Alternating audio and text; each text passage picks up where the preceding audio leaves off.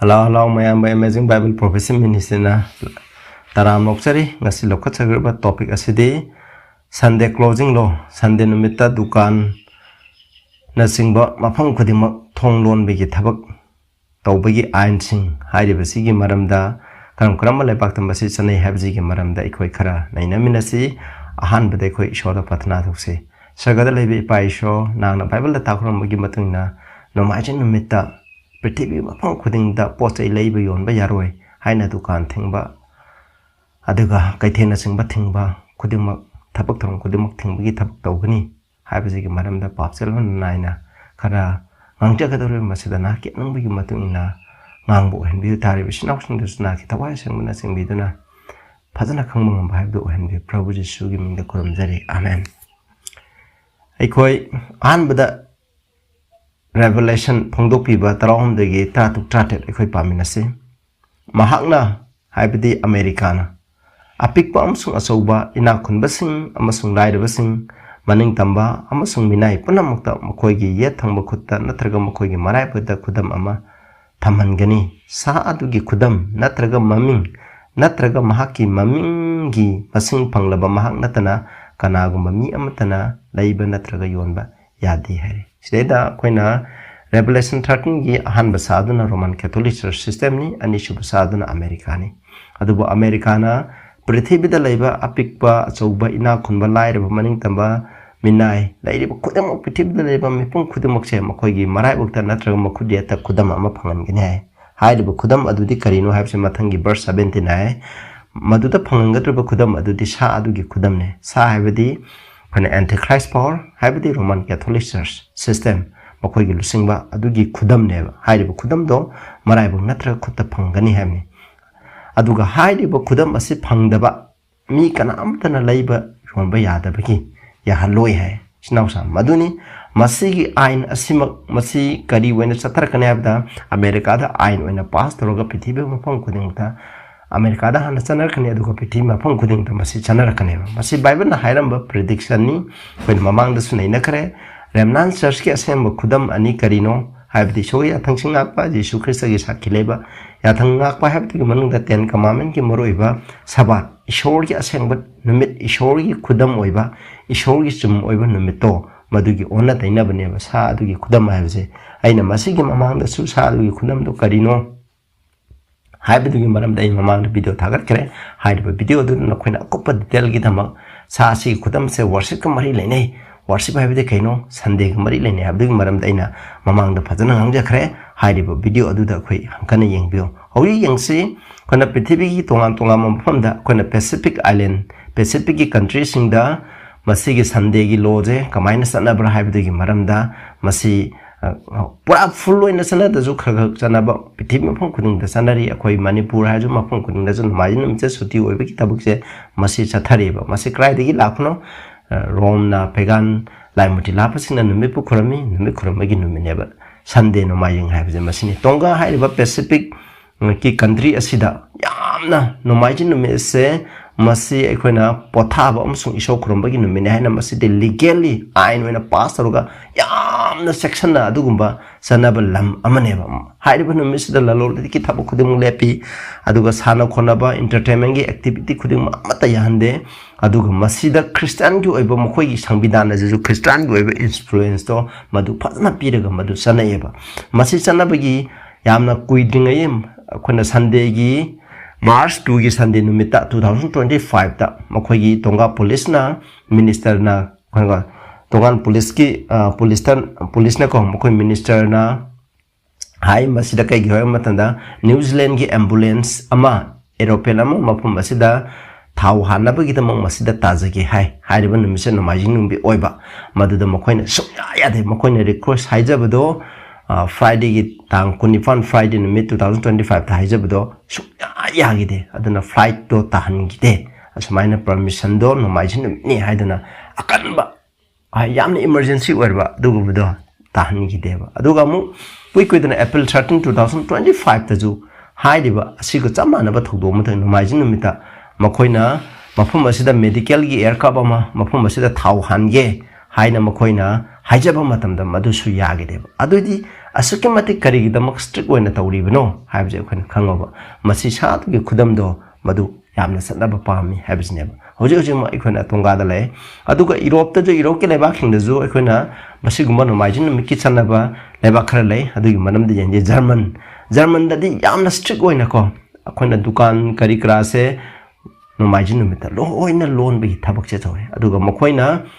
संविधान की मतुंगिना मखोइना नोमाइजिन नुमिसे पोथाबगी नुमिने हाइना ngak सेंदुना थमेबा मसिदा मरोइना अकन्नबा साबिस करा खकनतना अतै साबितसिंग खोइना तुकाला लो इतक मरी लेनबा साना खोनबगा मरी लेनबा खुदमो लोइना बंतौदुना लैयेबा मसिको असेंबगिदि मसि ईश्वरगी असेंबा बाइबल हाइबगी मतुंगना साबान नुमिता तौगदबदो पृथ्वीदा लैबा लेबाक्सिंना संडे नुमिता ओइना तौवेबा मसिको ऑस्ट्रेलिया हाइ मफमजिंदजु नोमाइजिन नुमिता खोइना दुकान मखै लोइना थोंगलोली अदुगा टूरिस्ट खोइना लम कोइबा लाक मफमसिंग खरा नतना अतै मफमसिंग दे यामना एक्सेप्शन अदुदा पीबा नतना अतै मफमसिंग दे यामना लोइना लोलेबा मसिदको मसि खोइना कावबा यादे अदुगा स्विट्जरलैंड हाइदिबा लम असिदजु संडे नुमिसे मखोइगे दुकान सिंगबा सिंगजे यामना सेक्शन नको यामना स्ट्रिक्ट ओइना लोन बगी थबक तोयबा मरोइना होय एयरपोर्ट कुंबा रेलवे स्टेशन अदुगा लम कोइबा लाक मफम खरा नतना खरा द कोमथोक नतना अयामबदी यामना स्ट्रिक्ट ओय पोलैंड द जमाने खना अयामन नोमाइजिन नुमिसे पोलैंड द दुकान मखैजे लोइना थोंगलोले अदुबु खरा खतंग सही अमगी मनुंगदा नोमाइजिन खरा खतंग दा अयाब पीबले असमाइना तवे मसले नॉर्वे द जमाने अचौबा दुकान मखै लोइना थोंगलोली ग्रोसरी दुकान पोचै मना मसिंग अदुगा हवाई चंगवा योंबा खरददी मसिगे एप अथिंगबजे पीदुना असमाइन लेयबा असमाइन तौदुना हाइरबी रोक लेबा खरद ले अदुगा यूनाइटेड स्टेट्स जो होय खितंग यमनसिको अमेरिका की स्टेट अयामबदा ब्लू लॉ हाइबदी नोमाइजिन मिता ललो इति तौबा यादबा दुकान थोंगलंबा यू योंबम नसिंग बखुदमक थोंगलंबगी थबकसे हाना अमेरिका दा ब्लू लॉ सना पास तरोगा लोय लेनरमनिको हाइरबो होय अयामबदी हाइरबा ब्लू लॉ सिंगदो होजि लै अदुबु अयामना होजि कोमथोक्तना रिपल तौबा माइगी सनादबा खरदि लै अदु खो यंगसे मसाचुसेट हाइरबा स्टेट असिदा 1653 दा मखोइना मसिगी कोइ ब्लू लॉ जे खोइना पास तो नोमाइजिन मिता खोइना तौबा यादे हाबजे अदुबु 1990s गी मतम दैदि मसि खरा कोमथोकरे को अदु 1980s जैना 1990s दा मसि सनदरे अदु कनेक्टिकट तजु समाने 1960 अदाइदा हाइरबा ब्लू लॉ जे लेरमे अदुबु 1799 दा मसि खरा कोमथोकी न्यूयॉर्क तजु 1788 दा मसि संडे नो नोमाइ संडे लो हारगा जुकने नोमाइ नुकदुम थबक सुबा यादबा असिगी आइन जे तवे अदुबु तमना 1984 दा अमेरिका जदि रिलीजियस फ्रीडम द निंग तंबला बाक्सेंग गिमनेना मखोइ स्टेशन सुम कोन्थोए कोता थेंगनाबा खंगदे अदुगा पेनिनसाल ना बियादजु 1794 दा मसि याम सनरमे अदुबु होजिति 1970s दैना 1990s गी मतम द मसि मुखरा तमना तन मांगखिरमे इलेनर्स तजु 1819 दा माइगी कॉन्स्टिट्यूशन स्टेट की कॉन्स्टिट्यूशन ओइना मसि संडे नुमिता थोनोमगी थबकचे लोइ चथरमे दो 1961 दा मसि अमुक हंतोगमी माने repeal तौरमे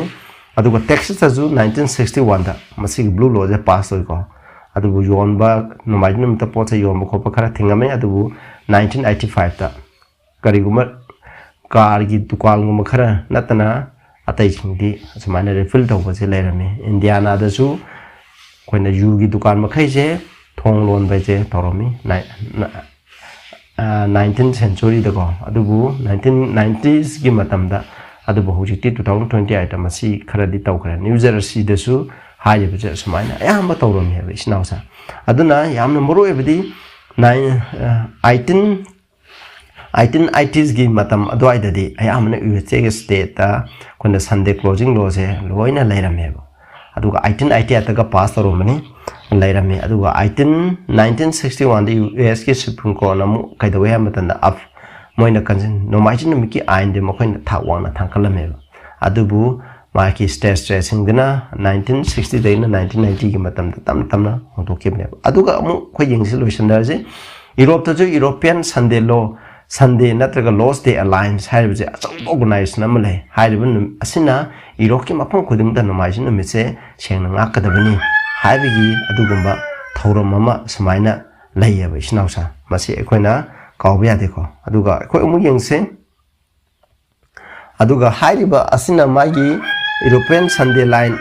ase masigi maroiba masi 2011 da linkat kibni masigi maroiba magi network sisters kamrum aduga trade union la loditi kamari ne ba civil society kamrum na pummeba adu magi headquarters se Brussels Belgium da lai aduga magi pandam je kena no mai jin me se Europe ma pang khuding mata akoina pothaba numit shogi numit pothaba numit ai na to se masi orama magi maroiba goal na no mai jin me se mayam pothaba family gi matam worship gi matam oigedabani habje masine ba mako European Union gi policy gi matung no ai diban me se respect to bai kai khunna ba habje mako orama aduga thabak suba mi sing da ju jayolami gi manung da no mai jin me se pothana ba mako da right pi gedamni habje masi tawrame ba masmai tawduna lairame adu masi kana kana na support obra hagar Christian Church body sing Roman Catholic Protestant Orthodox adigi labor union lairiba family gi association social organization lairiba masna pullaga masi support tawgne we snawsa aduga ikoi mu yang charo the Bible na haram again Revelation 14:9 de ahum suba sagaduna mukoi matung iduna haire au bu khonjen na haire kana gumba na sadubu amasung mai gi mutti pu khurumba mukoi gi makut marai bukta na trang mukhoje tamai khudam phanglagadi hairi badu mami aduna ishogi mai ma sawbigi yu odo yanadana hap yu odo mai sawbigi do phangani hai ishogi dandi do soidana phangani isnausa aroi bam tamda joji kui dana akhona project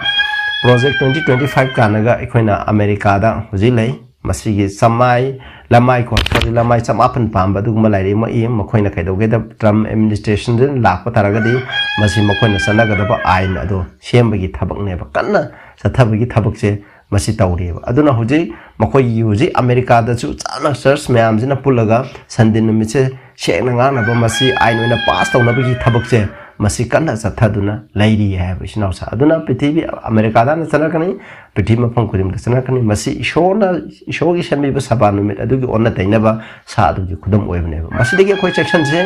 kona Bible na masi gi maram da kari ha ga habdo koi patana naina ba asum mudugi matina chatpa matam do oire nokoina kariguma masi maram dena kanung level so comment dai biramu any Bible gamari neba topic level so comment dai biramu koi pasana naina minase Bible na big matu insi Bible na habe